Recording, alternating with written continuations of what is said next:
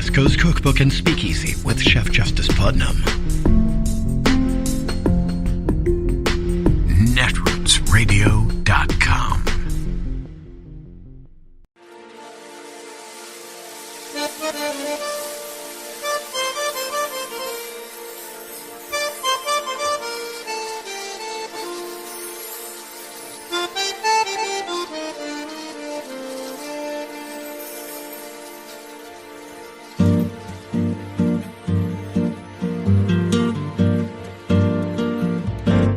Je voudrais du soleil vert, des dentelles et des théières, des photos de bord de mer, dans mon jardin d'hiver. Je voudrais de la lumière, comme en Nouvelle-Angleterre. Je veux changer d'atmosphère, dans mon jardin d'hiver. Ma fleur sous la pluie de novembre, tes mains qui courent, je n'en peux plus de t'attendre. Les années passent, il est loin, là je tombe. Nul ne peut nous entendre. Je voudrais du Fred Astaire, revoir un latte. We are now going to bring in Colonel Cedric Layton. You have been watching this since the beginning. You have been talking about this since the beginning. The invasion happened, I think, on the 24th. Yeah. I ended up on Poland on the 26th as thousands of refugees were coming over the border from Ukraine.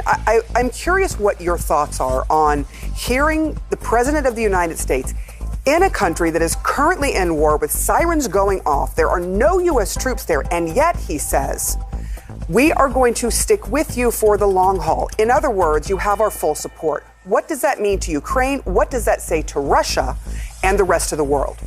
Well, Sarah, good morning. This is, a really big deal. And the way that the president has orchestrated this would kind of be like if Roosevelt had visited London during the Blitz in World War II.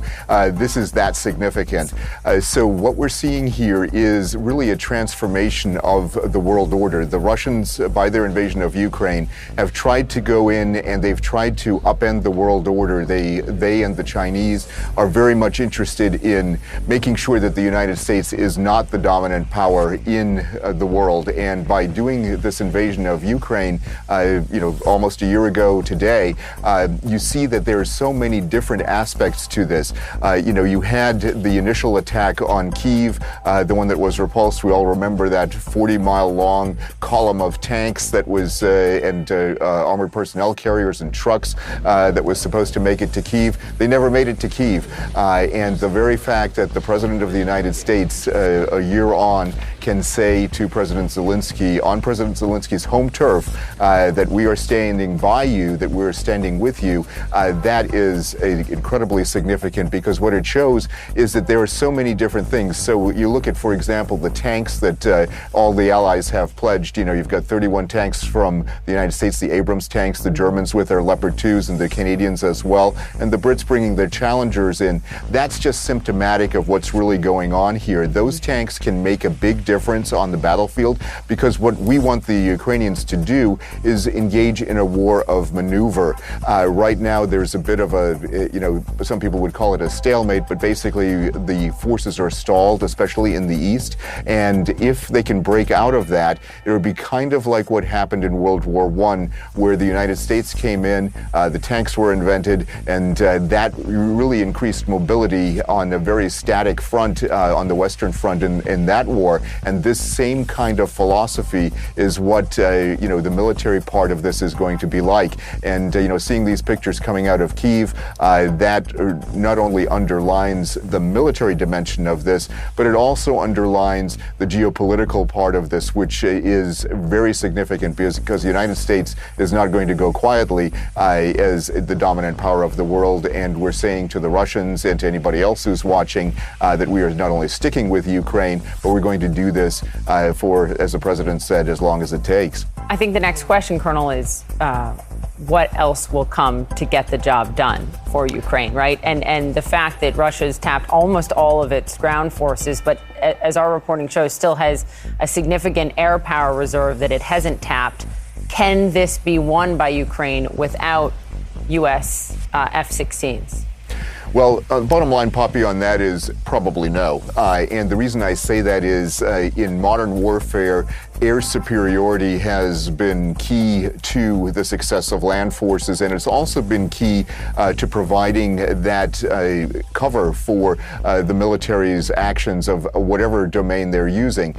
So what's remarkable is that the Russians haven't achieved air superiority at all in anything that they've done here. And when you see the possibility of an F-16 coming in there with its ability to not only hit ground targets but hit air-to-air targets, that becomes a significant element of an air campaign. The problem that we have is bringing all these forces together and making sure that the Ukrainians have the training that they need in order to effectively use this weapon system.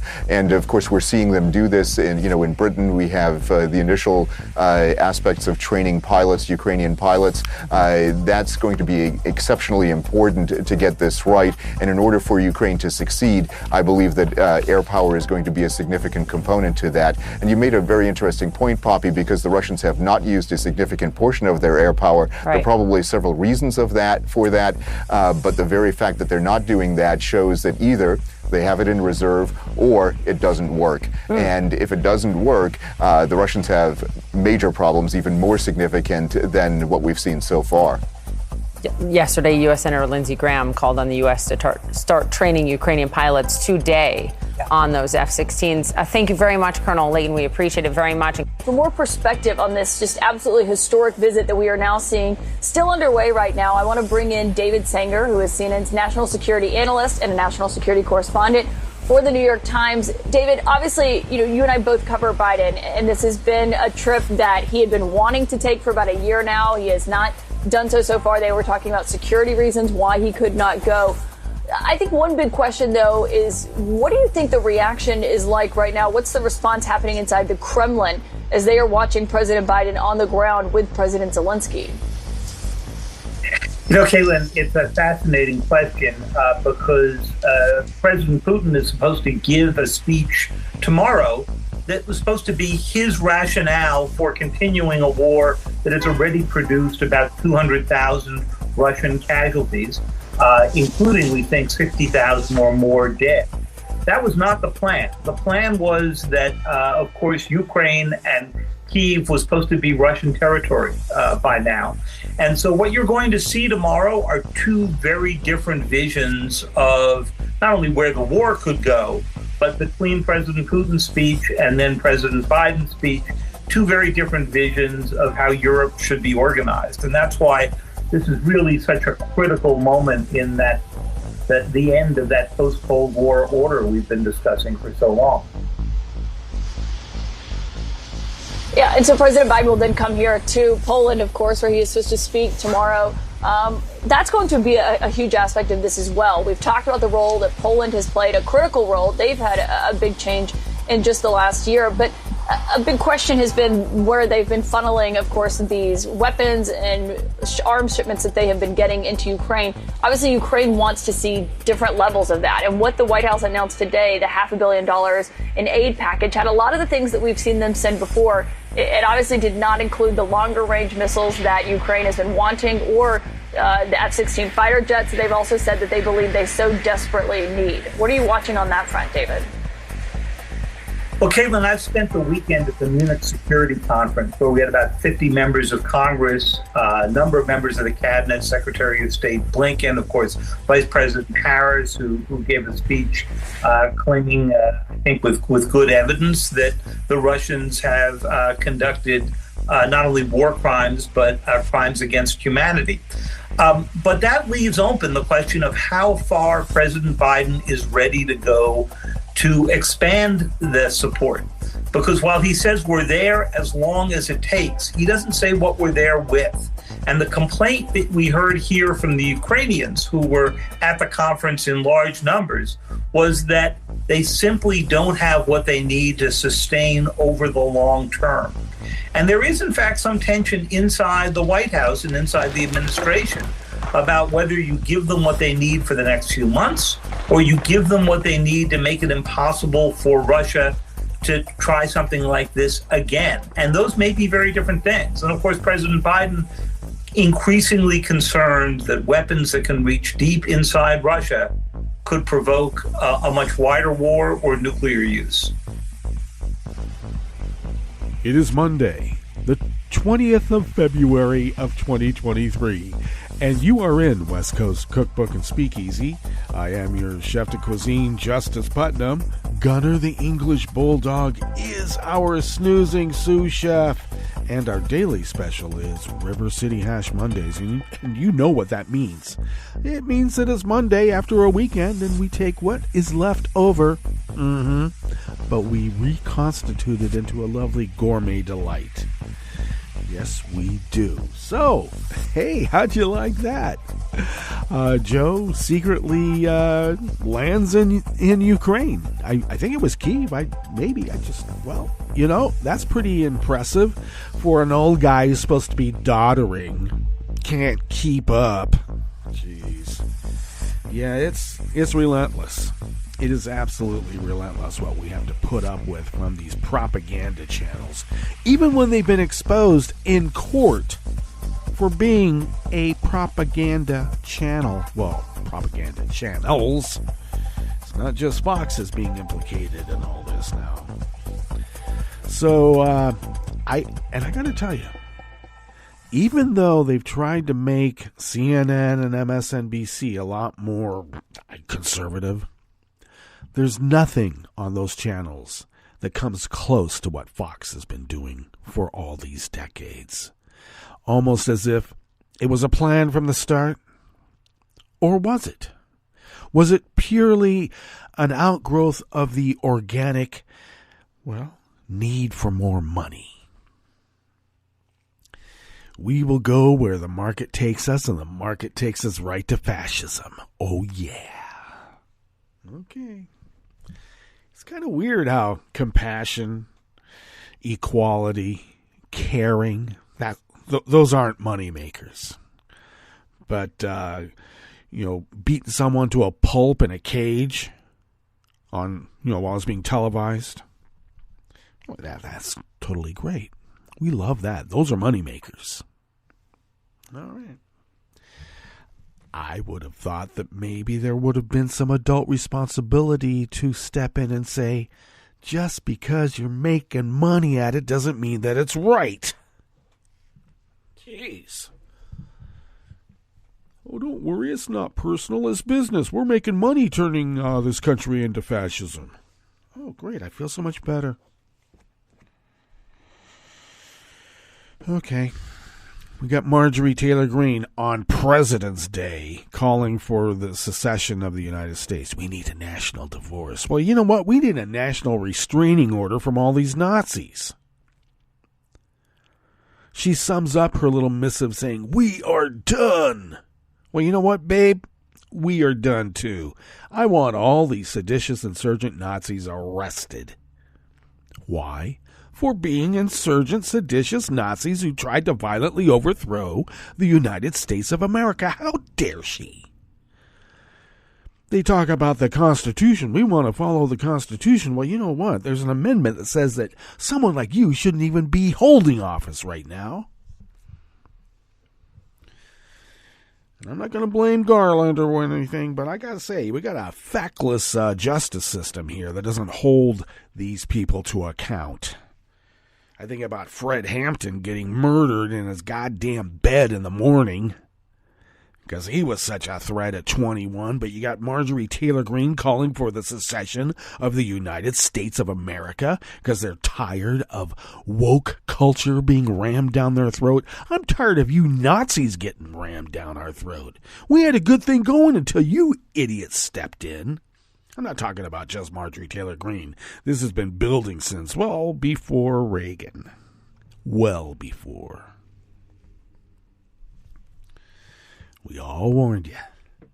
We were all called a bunch of irresponsible, stinky hippies. I got to tell you, we took showers every day. I don't know what kind of hippie you knew.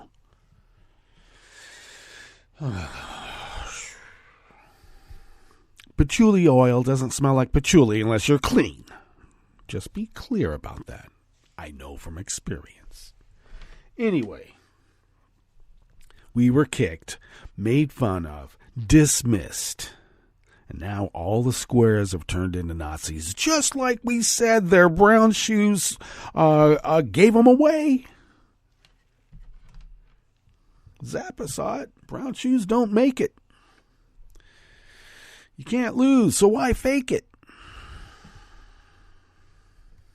Jeez. Warning after warning after warning, and we were dismissed, and now look where we are. And they're going to blame us for not, I don't know, fighting enough for it. Blame the victim. Constantly. All right. You call for secession. I think that maybe your term in office should be, well, discontinued. All right? Go find your president in DeSantis or whoever and see how it goes. Jeez. They really think they would survive without the subsidies they get from all of the northern states, or blue states. She wants to separate us by red and blue. Oh, wow, you got a lot of land there. Not doing much with it, except poisoning it. Jeez. All right. So Joe goes to Ukraine, and he's blamed for that. You're not taking care of the white people in East Palestine. Or is it Palestine? They call it Steen. Yeah, right. I just love how that works, too. DeWine delays constantly, takes the lead from the CEO of the railway company, flares off this poison. You know, so then all this particulate matter rains down back on the community and beyond. Joe gets blamed for that. There's a war against white people. When this happened, immediately Joe says, okay, DeWine, ask us what you need. You gotta request it. That's how this works between the feds and the states. You gotta ask us, for some help here. We're ready. Doesn't ask it. We don't need no help from the feds. I'm from the government and I'm here to help. We don't believe in that. DeWine doesn't speak like that. He's a little pipsqueak.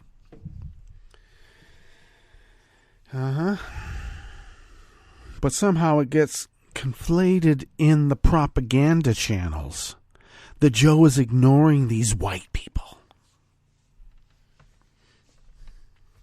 And now Trump's going to go there when it was his policies overturned everything that Obama, well, he couldn't do everything, but, regulations and whatnot for safety, he overturned all those. He overturned the braking system regulation where all the cars had to have brakes. What's wrong with that? Oh, no, it's going to cost us $1.10 to put a brake in here. We can't afford that. Look how many cars we got. Let them freewheel. Okay, freewheel over deferred maintenance on the track. There's that too. There's regulations for that too that were overturned by Donald Trump. Because anything the black guy did had to have been wrong. Got to overturn everything the black guy did. So he's going to go there. And as I've told a lot of people, murderers always return to the scene of the crime. It's like a trophy. A little mental trophy. All right, well, we warned them. What are we going to do? Jeez. Well, as I said, Marjorie Taylor Greene summed up her little missive about secession with, "We are done." Yeah, you're right, babe. We are done. No more. First of all, we're not hippies. We're punks. And punks kick back. Okay. Of course, we're going to get in trouble for using that kind of terminology. They can call for a violent overthrow of the United States, and you say, "No, you're not," and you'll be arrested for bullying and harassment. Well, we're done. And with that, I should let you know what we have done for you today here in West Coast Cookbook and Speakeasy as we begin in the Bistro Cafe of this fine salon that on a fine Monday, a River City Hash Mondays. Well, we already went through Biden's surprise visit to Ukraine, and it is really a big deal. It is. On the rest of the menu, the drama of McCarthy's election as Speaker may open the House to more C-SPAN cameras. I like that, with more angles for more drama. Los Angeles County Sheriff's Department detectives are treating a peacemaker bishop's death as a homicide, and Black Baltimoreans fight to save neighborhood homes from redevelopment. After the break, we move to the chef's table, where Finland could join NATO ahead of Sweden, and Tunisia ordered Europe's top trade union official expelled after she addressed labor union protesters at a demonstration. All that and more on West Coast Cookbook and Speakeasy. Bon appetit.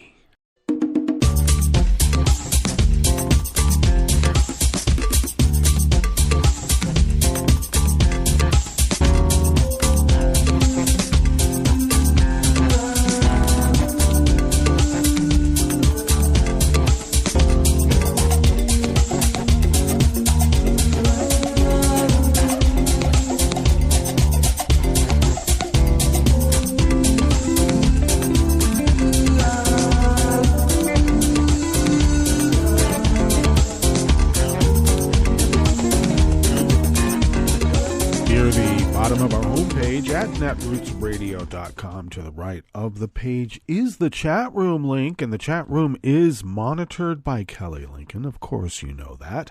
And Kelly is quite busy even in real life. So thank you, Kelly, for everything that you do. If you out there in radio listening land would take a gander, we speak like that around here. If you would take a gander to the left of the page there at our homepage at netrootsradio.com, you will notice the link to our Patreon page. And if you could become a recurring Patreon of Netroots Radio, and thank you to those of you who have just recently become Patreons. You know, if you out there could afford to send us what some recent folks have done, what you might spend on an espresso-type coffee drink, and if you could send those funds our way once a month, it really does help us pay these ever-increasing bills. And it takes a little bit of coin to keep this powerhouse of resistance resisting as the founders originally intended so many years ago. And once again, thank you for your generosity in allowing us to fulfill our civic duty as those founders insisted. And thank you to those of you who are recent recurring Patreons of Netroots Radio. If you would like to follow Netroots Radio on Twitter, Mastodon, and Spoutable, you can do so at Netroots Radio. We're also, we're on YouTube as well. So you can check us out all over the place. But for those social media sites that are, social media sites, you can find us there.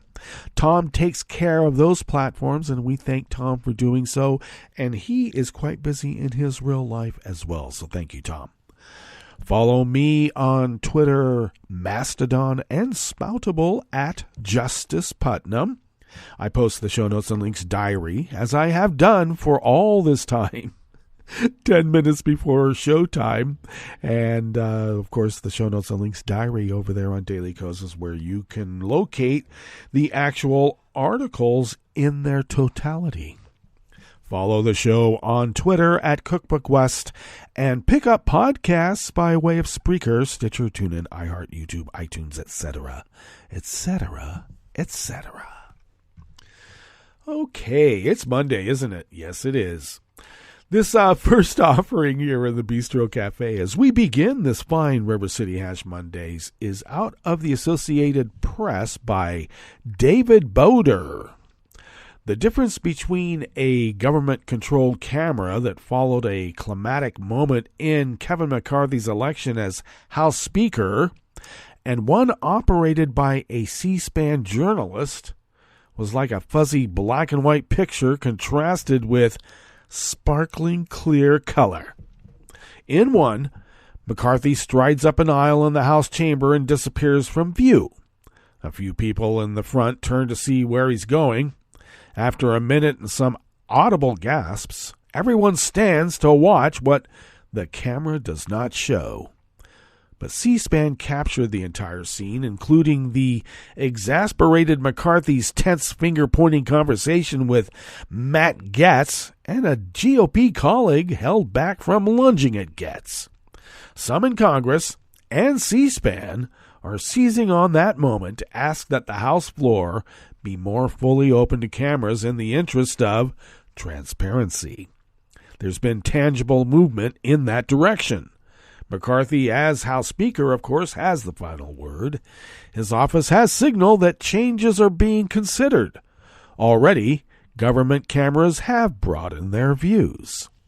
I'm guardedly optimistic that the Speaker would consider the independent media coverage, if not permanently, at least on request, said Ben O'Connell, C-SPAN Director of Editorial Operations. We had a lot of positive feedback from both sides of the aisle, he said. There's been little change in how the public has seen House sessions since cameras were first brought in almost 44 years ago, according to Susan Swain, C-SPAN's co-CEO. For the most part, the podium and lawmakers who come to the front to speak are shown, but little else. There are exceptions when other cameras are allowed, such as when a joint session of Congress is convened for the State of the Union. The quirk that increased visibility that week in January was that technically, at the time, there was no speaker. Outgoing Speaker Nancy Pelosi consented to 3 C-SPAN cameras, O'Connell said. We want to make it as accessible as possible, and I think cameras do that, said Democratic Representative Mark Pocan of Wisconsin, who has 25 co-sponsors for a resolution supporting C-SPAN's bid. Beyond the McCarthy drama, cameras offered other insights, such as when polar political opposites, Alexandria Ocasio-Cortez and Paul Gosar, had a conversation. All of Pocan's co-sponsors are Democrats, which give them little sway with McCarthy, but there's been some GOP support for the concept, including from Matt Gaetz. Representative Chip Roy of Texas was quoted by CNN as saying, "What the American people were able to see unfold on the floor was a good thing for our democracy and our republic." Does he really speak like that? Well, maybe. Given how the Speaker's vote played out in public, it wouldn't surprise Pocan if McCarthy had a little interest in more closely watched proceedings, but that has not necessarily been the case. McCarthy's office didn't necessarily mind how things looked during the vote and is open to greater access on certain occasions. We are exploring a number of options to open up the People's House to ensure a more transparent and accessible Congress for the American people, said Mark Bednar, a McCarthy spokesman. Does he really speak like that? Maybe he does. The Senate has similar rules, but has gotten less attention because of the McCarthy vote. Without fanfare, the government-controlled cameras have been offering some different views in recent weeks, observers said. There are 8 cameras installed, up from 6 from 4 years ago. What's uncertain is whether C-SPAN will get what it prefers. Its own cameras installed in the gallery overlooking the House floor, controlled robotically by journalists and available by pool to all news organizations. McCarthy's office is likely to move with caution, said Brendan Buck, who worked for then-Speaker John Boehner, Boehner, and Paul Ryan, and is now a partner at the communications firm 7-Letter. Once you give something, it's hard to take it back, he said. They have to make sure they are comfortable giving the access, knowing that it may be forever. Really? Buck said he believed that some rank-and-file members of Congress would be more resistant than leadership. With Washington increasingly segregated by party, the House floor is one of the few places members have to get to know colleagues they might not normally spend time with, he said. They don't want every conversation they have to have eyes and ears on it, Buck said. That may not be a good reason to restrict cameras, but it may actually serve democracy, he said. More cameras might also promote performing rather than legislating, a point Pocan conceded. Now, every time that a new speaker has been elected in the 22 years that O'Connell has been at C-SPAN, the company's top executive dutifully writes to request access to the chamber by journalists with video cameras. Yet this year, Pocan said, I don't think we're going to do anything because it felt like we were shouting at a wall. Yet the speaker's vote, where C-SPAN's video was used widely by other television networks and on social media, led Swain to try again. The Radio and Television Correspondents Association, which represents broadcast outlets that cover Congress, supports C-SPAN's request.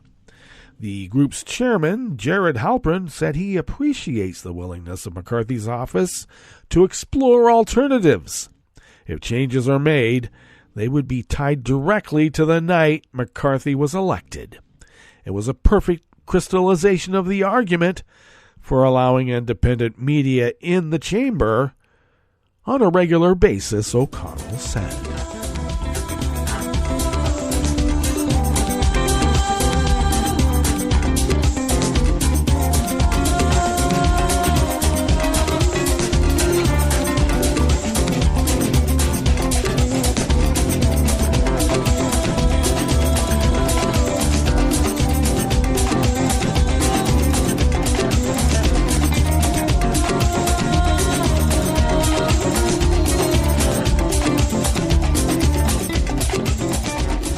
Stephanie Dazio and Damian Dovarganis of the Associated Press brings us this next offering here in the Bistro Cafe of West Coast Cookbook and Speakeasy.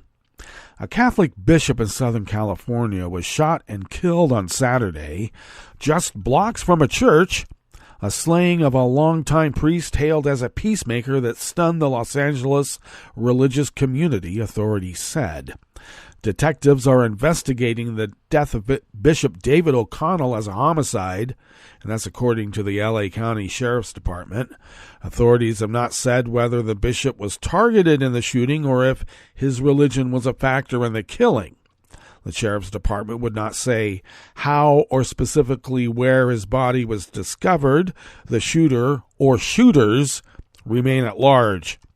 O'Connell had been a priest for 45 years and was a native of Ireland, and Pope Francis had named him one of several auxiliary bishops of the Archdiocese of Los Angeles, the largest in the country, in 2015. O'Connell worked in South Los Angeles for years and focused on gang intervention. He later sought to broker peace between residents and law enforcement, following the violent 1992 uprising after a jury acquitted 4 white L.A. police officers in the beating of Rodney King. Nearly 2 decades later, O'Connell brought the San Gabriel Valley community together to rebuild a mission there after an arson attack, and in recent years spearheaded Catholic efforts in the region to work with immigrant children and families from Central America. Now, O'Connell was found in Hacienda Heights around 1 p.m. on Saturday with a gunshot wound. I should interject, Hacienda Heights is right next door pretty much to where I grew up as a kid in the San Gabriel Valley when we moved from Oregon to SoCal. Now, that was just blocks from the St. John Vianney Catholic Church, which is part of O'Connell's archdiocese. Paramedics pronounced him dead at the scene. The archdiocese said O'Connell lived in Hacienda Heights, an unincorporated community about 20 miles east of downtown Los Angeles, but it was not immediately clear whether he was found at his home or elsewhere. Masses at churches across the region were dedicated to O'Connell yesterday, Sunday. Neighbors and parishioners left flowers and candles and prayed the rosary next to police tape in Hacienda Heights. About 50 people prayed and sang in a vigil on Sunday afternoon near part of the neighborhood surrounded by crime scene tape.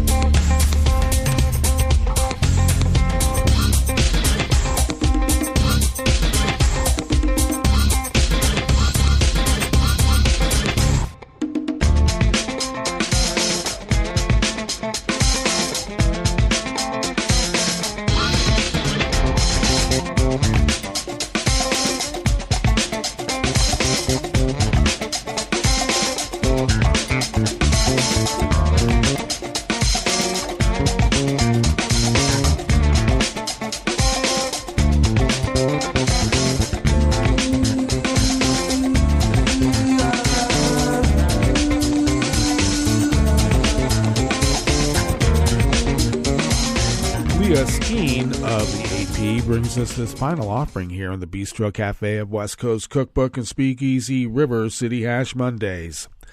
In 2018, Angela Banks received bad news from her landlord. Baltimore officials were buying her family's home of 4 decades, planning to demolish the 3-story brick row house to make room for a beleaguered urban renewal project aimed at transforming a historically black neighborhood. Banks and her children became homeless almost overnight. With nowhere else to go, they spent months sleeping in her aging Ford Explorer. Roughly 5 years later, the house remains standing, and plans to redevelop West Baltimore's Poppleton neighborhood have largely stalled even after the city displaced Banks and many of her neighbors. Banks filed a complaint today asking federal officials to investigate whether Baltimore's redevelopment policies are perpetuating racial segregation and violating fair housing laws by disproportionately displacing black and low-income residents. Her experience represents the latest example of black Baltimoreans losing their homes to redevelopment after watching their neighborhoods suffer from growing disinvestment, while whiter, more affluent communities flourish, Banks and her attorneys argue. "I lost everything," Banks told the AP. "It's like we had no voice. We could make noise, but nobody would hear us." Ordered to vacate quickly, her family ended up leaving behind many of their belongings. During a recent visit to the neighborhood, Banks stepped cautiously through an unsecured back door and peered inside the house, wondering aloud whether squatters had moved in. Her eyes settled first on the marble vinyl floor tiles she installed herself many years ago. She also encountered extensive water damage and rotting drywall, unfamiliar furniture, clothes, and other personal items. Startled by her presence, 2 black cats scurried down the second-floor hallway and disappeared into a hiding spot. "This was home," she said, shaking her head. Her landlord sold the house to the city voluntarily in 2018, but other Poppleton homeowners have been subjected to eminent domain when the government seizes private property for public use. Once relatively common in American cities, using the practice for revitalization and infrastructure projects has largely fallen out of favor. Some cities currently working to provide reparations to black residents, acknowledging the harm caused by urban renewal efforts and other discriminatory practices. Banks reminisced about her children swimming in Poppleton's public pool while she socialized with neighbors on their stoops. Since then, over 100 occupied homes have been seized, according to the complaint. The pool and nearby recreation center closed years ago, Banks said. Poppleton is about 93% black, according to the 2020 census data. In 1910, Baltimore leaders enacted the country's first residential segregation ordinance that restricted African American homeowners to certain blocks. In addition to redlining, Poppleton residents experienced some slum clearance, and that was started in the 1930s with the construction of Poe Homes, a public housing complex named after a nearby one-time residence of the famous poet Edgar Allan Poe. The number of displaced black families was larger than the number of housing units created, according to the complaint. Then came Baltimore's so-called Highway to Nowhere, which was designed to connect the downtown business district to interstates surrounding the city. Officials used eminent domain to demolish 1,000 homes in the 60s and the 70s, cutting a swath through majority black West Baltimore and severing ties between Poppleton and other nearby communities. Construction of the thoroughfare was never finished, partly because residents in more affluent neighborhoods successfully campaigned against it, and the endeavor became largely pointless. Same as it always is. All right, you can read the rest of that article by going to the show notes and links diary that I have on Daily Kos. And why don't we now go to our break? And when we get back from that break, we will go through weather from around the world, and we will finish up with the stories that we have curated for you today. You are listening to West Coast Cookbook and Speakeasy, and we will be right back. You are listening to netrootsradio.com. Please hang up and try again.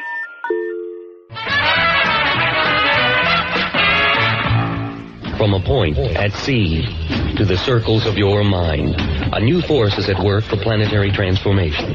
New radio for a new Earth.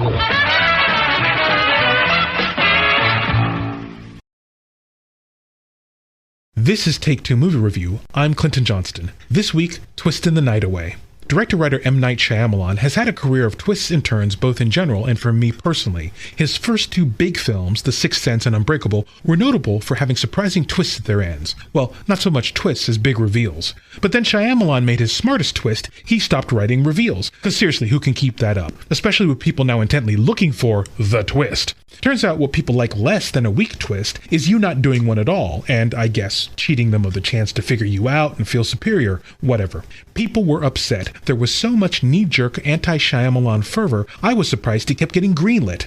Meanwhile, I still loved his films. But then came another twist. Having made thrillers like a scion of Hitchcock and De Palma, Shyamalan nudged his work over into horror, and I don't like horror. I just don't. So I lost one of my favorite filmmakers.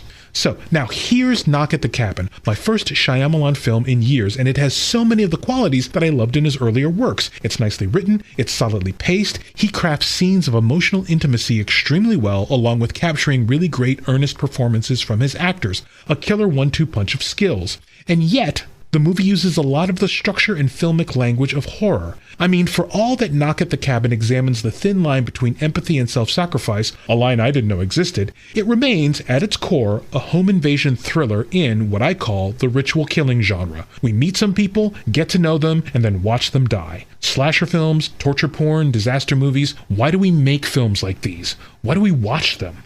If you like them, great. Go see Knock at the Cabin. Dave Bautista's casting is inspired. I'll be rewatching Lady in the Water. And yes, I know you hated that one. This has been Take Two Movie Review. I'm Clinton Johnston. Catch up with us at TakeTwoMovieReview.com and feed us back on our channel on YouTube.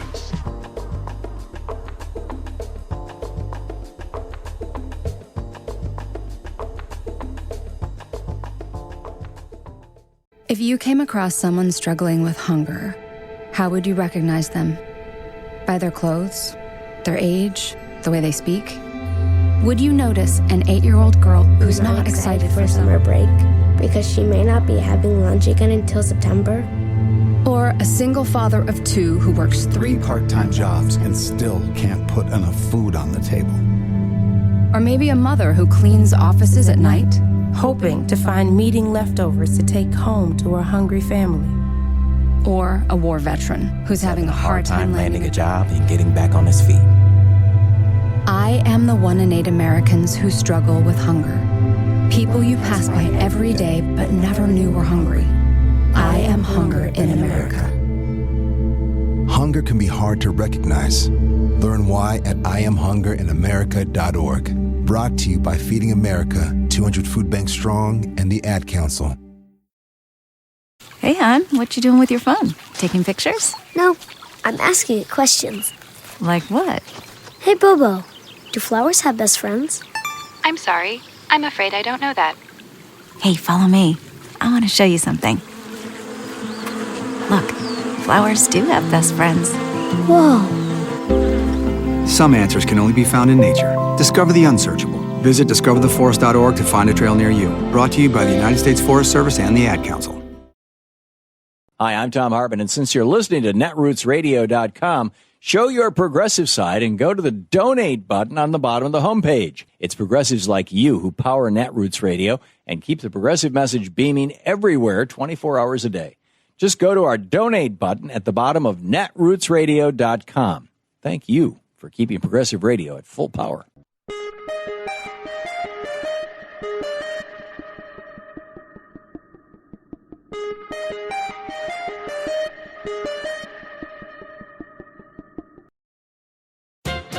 No one needs another outrage to worry about, but here's one that could literally be your last worry. Our hospitals are killing us.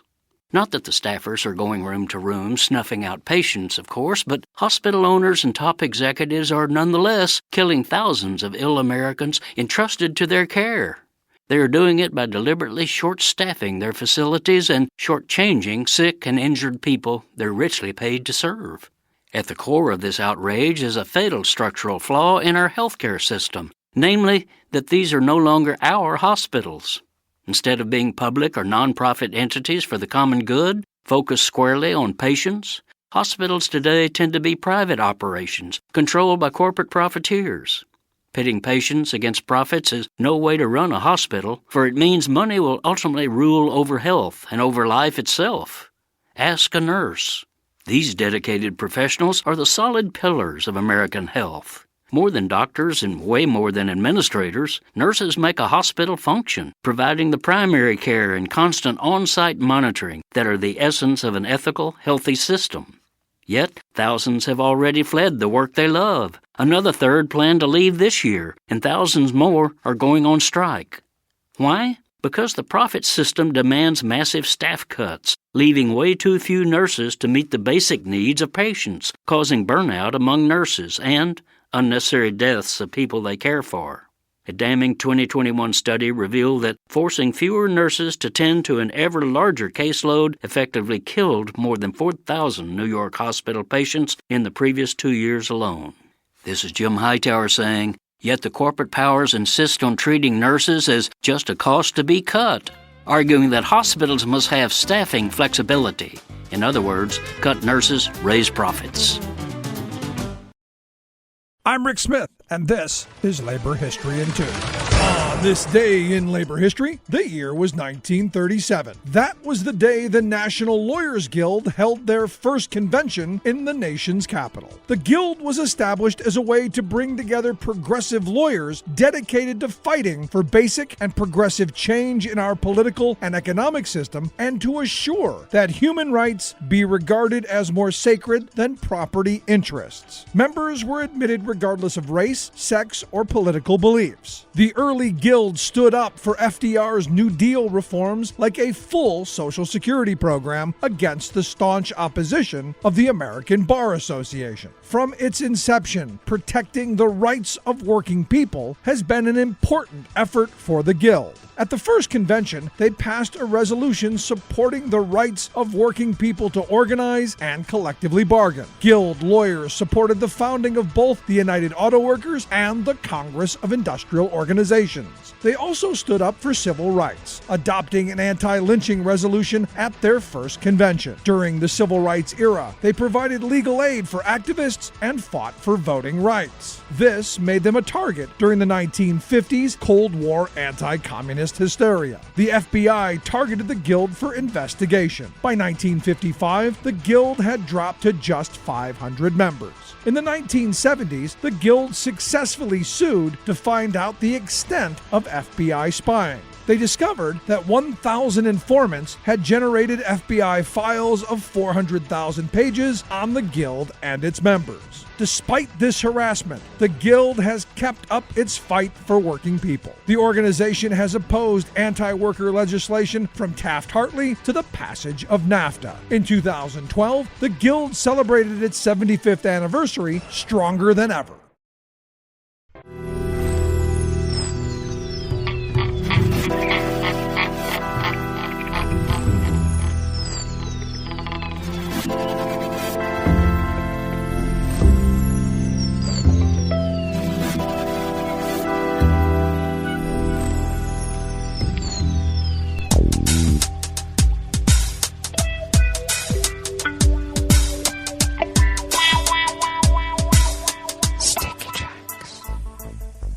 Thank you for accompanying us here to the Chef's Table at West Coast Cookbook and Speakeasy. River City Hash Mondays, we do have a snoozing sous chef, and he's doing his job quite well. We always begin weather from around the world along the banks of the Rogue River in the Rogue River Valley of Southern Oregon on the west coast of the continental United States of America, where it is currently 28 degrees Fahrenheit, expecting a high in the low 60s. Wow, partly cloudy throughout the day, winds light and variable. Now, even though we're going to be in the low 60s, we are in an active winter storm advisory, and tonight will be cloudy this evening with showers around midnight, lows in the mid to upper 30s, winds out of the west at 5 to 10 miles per hour, bringing with it a little less than a quarter inch of rain, and then periods of rain tomorrow with highs only in the low 40s. Winds out of the west northwest at 5 to 10 miles per hour, bringing with it over a third of an inch of rain, and then we're looking for snowy conditions tomorrow night. Looks like pollen is still rated as none right here in the town of Rogue River. The air quality index is good at 28 parts per million, and the daytime UV index is low at level 2. Barometric pressure is rising at 30.39 inches. Visibility is at 8 miles, and relative humidity is at 100%. Weather from around the world is brought to you by a crowd of crowdsourced weather stations that a crowd crowdsources from around the world. London is 55 degrees and mostly cloudy. Paris is 55 degrees and sunny. Rome is 61 and fair. Kyiv is 36 degrees and cloudy with, they had a 100% chance of a presidential visit too. Looks like Kabul is 38 and clear. Hong Kong is 65 and fair. Tokyo is 40 degrees and mostly cloudy. Sydney, Australia is 72 and clear. San Francisco, California is 48 degrees and fair. And New York is 50 degrees Fahrenheit and partly cloudy. And that is weather from around the world, brought to you by a crowd of crowdsourced weather stations that a crowd crowdsources from around the world.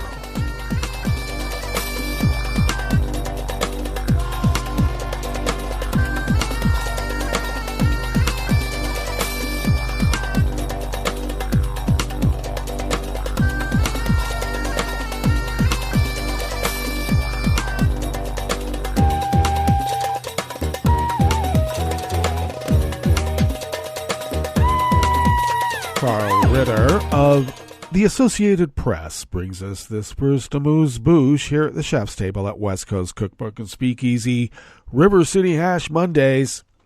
Finland's defense minister said that his country will join NATO without waiting for Sweden if its Nordic neighbor's accession is held up by the Turkish government. Mikko Savola told the AP on Saturday that Finland would prefer that the two countries join the alliance together, but it wouldn't hold up the process if Turkey decides to approve Finland but not Sweden, as it has warned. No, then we will join, Savola said in an interview on the sidelines of a security conference in Munich. Since they broke with decades of non-alignment in the wake of Russia's invasion of Ukraine last year, Finland and Sweden have insisted they want to join NATO together, but Turkey's reluctance to accept Sweden, unless it steps up pressure on Kurdish exile groups, has made it more likely the two will have to join the alliance at different speeds. Sweden is our closest partner, Savola said. Almost every week our defense forces are practicing together and so on. It's a very deep cooperation, and we also trust fully each other, but it's in Turkey's hands now. Speaking later on Saturday at separate panels in Munich, Finland's top officials struck similar notes.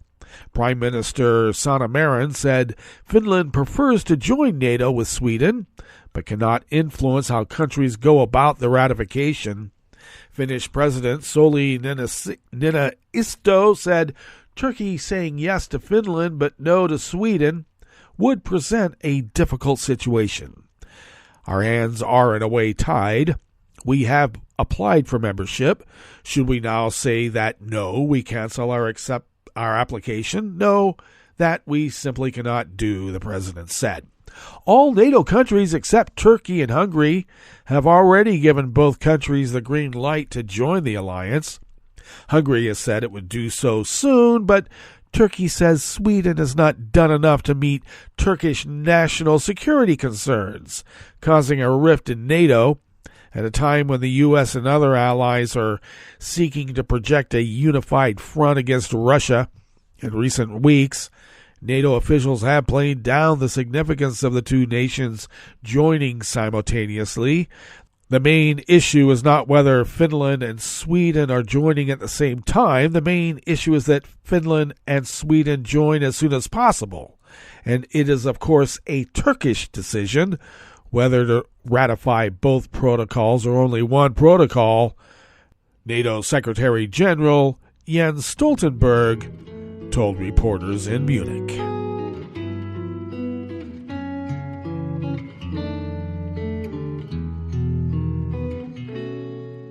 Je te donne ce mon amour pour la vie entière, la promesse de me trouver à tes genoux. Aussitôt que tu m'appelles, rester toujours fidèle. C'est tout, c'est tout. Je te donne tous mes printemps, mes étés de mer, mes automnes quand les feuilles tombent partout. Si ce n'est pas une bonne affaire, je te donne tous mes hivers. Staff at the Associated Press brings us this final amuse-bouche here at the chef's table at West Coast Cookbook and Speakeasy, River City Hash Mondays. President Kais Saied of Tunisia ordered Europe's top trade union official to leave the North African country after she addressed protesters at a demonstration organized by an influential labor union. Authorities accused Esther Lynch, the Irish General Secretary of the European Trade Union Confederation, of making statements that interfered with Tunisian internal affairs during a protest on Saturday against Saied in the port city of Sfax. Tunisia's General Labor Union, or UGTT, organized the demonstration to protest a crackdown on the increasingly authoritarian president's political opponents and his critics in the media, judiciary, business community, and trade unions. What? Does he think it's Florida? In an address to the protesters, Lynch demanded the release of union leader Anis Kabay, who was arrested by security forces last month. She called on the Tunisian government to negotiate with the UGTT leadership and to improve the economy, which has teetered on the brink of bankruptcy and political instability that deepened after a parliamentary election last month in which only 11% of voters cast ballots. The European Trade Union Confederation, or the ETUC, confirmed that Lynch left Tunisia yesterday, Sunday. The treatment of Lynch by the Tunisian authorities is in line with the campaign of intimidation and harassment being waged against trade unions by President Kais Saied, including arrests, sacking of union officials, and malicious lawsuits, the ETUC said in a statement. Well, that brings us to the end of our broadcast period for the day. But you do know Netroots Radio broadcasts on, and we will meet up here tomorrow for Tarrytown Chowder Tuesdays. So do stay tuned to Netroots Radio all day and all night for all the breaking news as it breaks. And we will meet up here tomorrow, right here in West Coast Cookbook and Speakeasy. Bon appetit.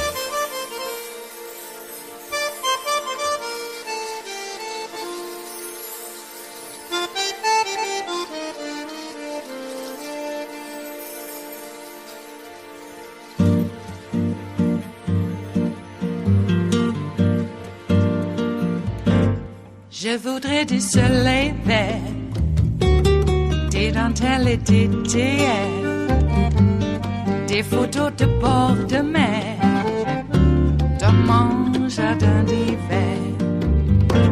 Je voudrais de la lumière, comme en Nouvelle-Angleterre. Je veux changer d'atmosphère, dans mon jardin d'hiver. À fleurs sous la pluie de novembre, tes mains qui courent, je n'en peux plus de t'attendre. Les années passent, qu'il est loin, là je tombe. Nul ne peut nous entendre. Je voudrais du Fred Astaire, revoir un latte Goël. Je voudrais toujours te plaire dans mon jardin d'hiver. Je veux déjeuner par terre, comme au long de golfe clair. T'embrasser les yeux ouverts dans mon jardin d'hiver.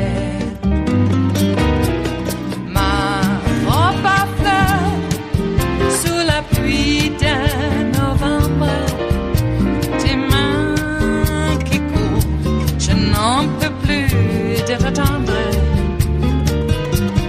Les années passent, il est loin, là je tombe. Nul ne peut nous entendre. Ba-da-da-dum-di-da-dum. Ba-da-da-dum-di-da-dum. Ba-da-da-dum-di-da-dum. Dans mon jardin d'hiver. Ba-da-da-dum-di-da-dum. Ba-da-da-dum-di-da-dum. Ba-da-da-dum-di-da-dum. Dans mon jardin d'hiver. Dans mon jardin d'hiver. Dans mon jardin d'hiver.